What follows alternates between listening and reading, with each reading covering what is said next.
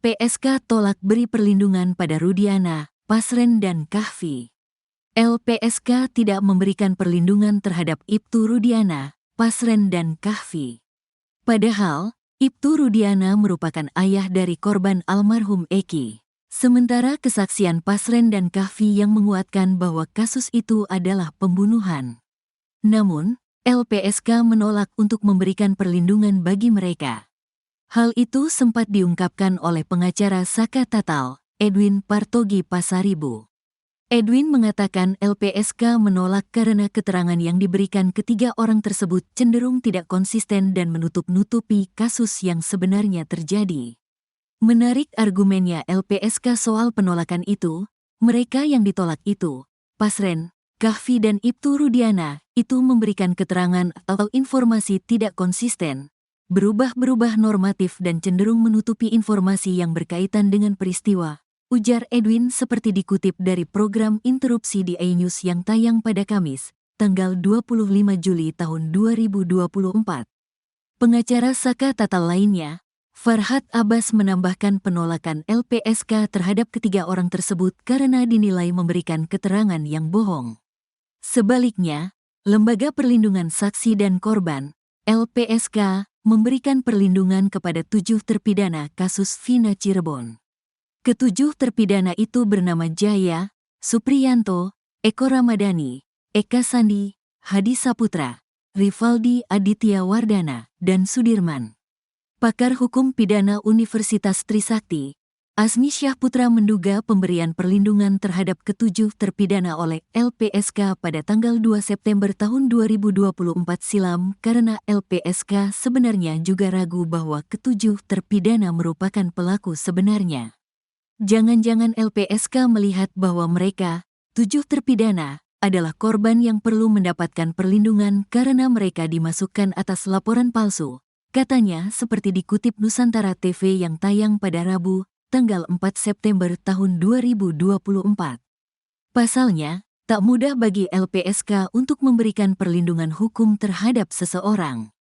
Ini menarik, enggak gampang untuk meyakinkan LPSK.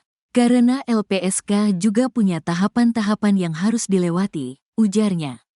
Pemberian perlindungan terhadap 7 terpidana oleh LPSK menjadi sinyal yang seharusnya ditangkap oleh Majelis Hakim nanti di Mahkamah Agung. Ini juga sebenarnya adalah sinyal yang seharusnya ditangkap Majelis Hakim nanti di Mahkamah Agung bahwa Lembaga Perlindungan Saksi Korban memberikan ketujuhnya perlindungan khususnya kepada Sudirman secara fisik jadi selama persidangan ia tidak akan tersentuh, ungkapnya. Alasan Lembaga Perlindungan Saksi dan Korban, LPSK, memberikan perlindungan kepada 7 terpidana kasus Vina Cirebon terkuat. Ketujuh terpidana itu bernama Jaya, Supriyanto, Eko Ramadhani, Eka Sandi, Hadi Saputra, Rivaldi Aditya Wardana, dan Sudirman. Pakar Hukum Pidana Universitas Trisakti, Azmi Syahputra menduga pemberian perlindungan terhadap ketujuh terpidana oleh LPSK pada tanggal 2 September 2024 silam karena LPSK sebenarnya juga ragu bahwa ketujuh terpidana merupakan pelaku sebenarnya.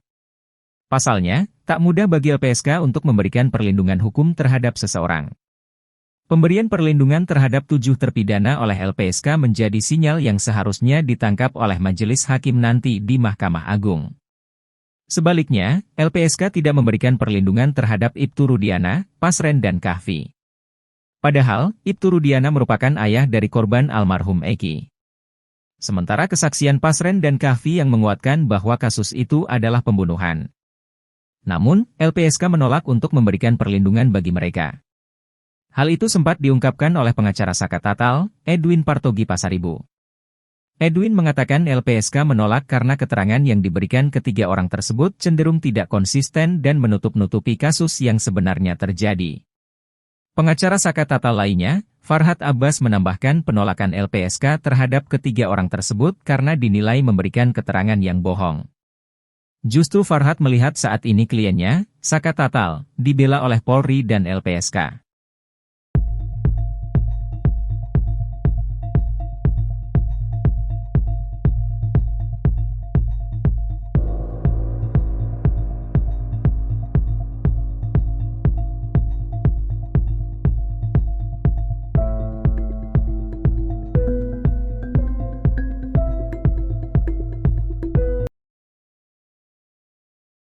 Lembaga Perlindungan Saksi dan Korban, LPSK, memberikan perlindungan kepada 7 terpidana kasus Vina Cirebon.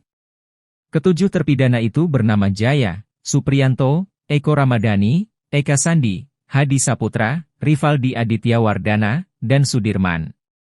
Pakar Hukum Pidana Universitas Trisakti, Asmi Syahputra menduga pemberian perlindungan terhadap ketujuh terpidana oleh LPSK pada tanggal 2 September 2024 silam karena LPSK sebenarnya juga ragu bahwa ketujuh terpidana merupakan pelaku sebenarnya. Pasalnya, tak mudah bagi LPSK untuk memberikan perlindungan hukum terhadap seseorang. Pemberian perlindungan terhadap 7 terpidana oleh LPSK menjadi sinyal yang seharusnya ditangkap oleh majelis hakim nanti di Mahkamah Agung. Sebaliknya, LPSK tidak memberikan perlindungan terhadap Ibtu Rudiana, Pasren dan Kahfi. Padahal, Ibtu Rudiana merupakan ayah dari korban almarhum Eki. Sementara kesaksian Pasren dan Kahfi yang menguatkan bahwa kasus itu adalah pembunuhan. Namun, LPSK menolak untuk memberikan perlindungan bagi mereka. Hal itu sempat diungkapkan oleh pengacara Saka Tatal, Edwin Partogi Pasaribu. Edwin mengatakan LPSK menolak karena keterangan yang diberikan ketiga orang tersebut cenderung tidak konsisten dan menutup-nutupi kasus yang sebenarnya terjadi. Pengacara Saka Tatal lainnya, Farhad Abbas menambahkan penolakan LPSK terhadap ketiga orang tersebut karena dinilai memberikan keterangan yang bohong. Justru Farhad melihat saat ini kliennya, Saka Tatal, dibela oleh Polri dan LPSK.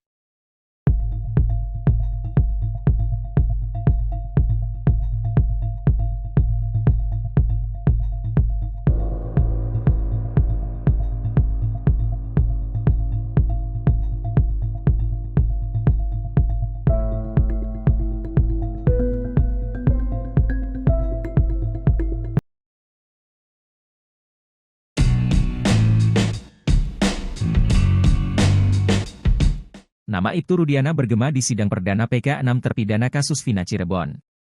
Sidang PK tersebut digelar di Pengadilan Negeri Cirebon, Rabu, 4 September 2024. Ibtu Rudiana sendiri adalah ayah dari korban Muhammad Rizky Rudiana alias Eki yang tewas bersama kekasihnya Vina di flyover Talun, Cirebon pada 27 Agustus 2016. Kuasa hukum 6 terpidana kasus Vina Cirebon menyinggung peran Ibtu Rudiana saat membacakan memori PK. Hal itu terkait kesaksian palsu yang dilakukan Dede Rizwan dan Liga Akbar. Kuasa hukum terpidana menuturkan majelis hakim yang mengadili perkara kasus Vina Cirebon seharusnya menguji terlebih dahulu keterangan para saksi. Seharusnya Majelis Hakim Pengadilan Tinggi Bandung junto Majelis Hakim Pengadilan Negeri Cirebon tidak begitu saja mengabulkan permohonan penuntut umum, kata kuasa hukum 6 terpidana kasus Vina. Kuasa hukum pun menyinggung ketidakhadiran saksi dalam sidang kasus Vinas di Pengadilan Negeri Cirebon. Majelis Hakim harus menilai apakah keterangan saksi yang dibacakan sumpah telah memenuhi ketentuan pasal 116 ayat 1 KUHP. Terlebih, kuasa hukum terpidana menyebut kedua saksi yakni Dede Rizwanto dan Liga Akbar akhirnya mengakui kesaksiannya juga palsu karena disuruh oleh Rudiana. Tetapi, kesaksinya tersebut nyatanya malah digunakan sebagai alat penyidik untuk merekayasa perkara atau menutupi kesaksian palsu.